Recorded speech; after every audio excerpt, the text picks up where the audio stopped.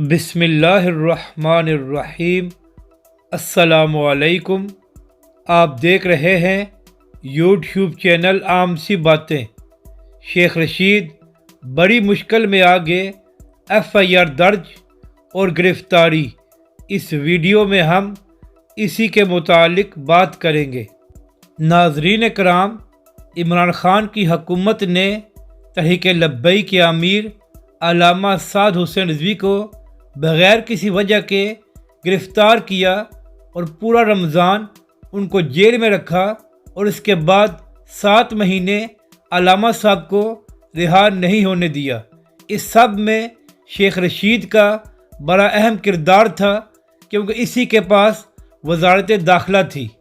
اور مقافات عمل دیکھیں کہ صرف 1 سال بعد شیخ رشید کے خلاف بھی مقدمہ درج ہو گیا ہے، اور اس وقت وہ چھپتا پھر رہا ہے اور اسی کے بھتیجے کو گرفتار کر لیا گیا ہے۔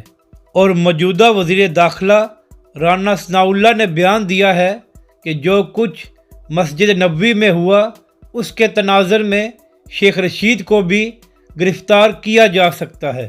اور ناظرین کرام، یہ ان لوگوں کا مقافات عمل شروع ہوا ہے، کیونکہ انہوں نے طاقت کے نشے میں تحریک لبیک اور علامہ سعد حسین رضوی پر ظلم کیا تھا، اور اب ان کی اپنی باری آ گئی ہے۔